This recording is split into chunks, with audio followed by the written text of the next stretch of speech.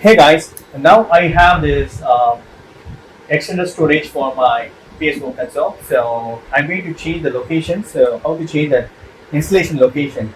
So going back, so you need to go to the storage, come down, storage.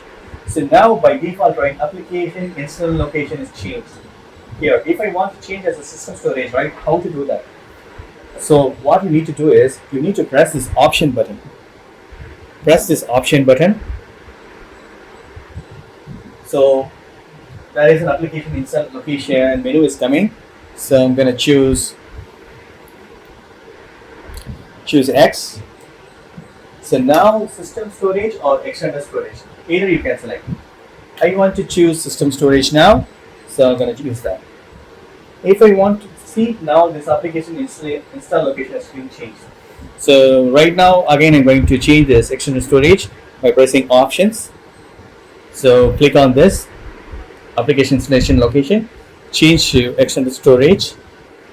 Now application install location has been changed. That's it. This is the way you can install the application from external storage. That's it. Thank you so much for watching. Please put a comments and feedbacks in my video. Thank you. Bye.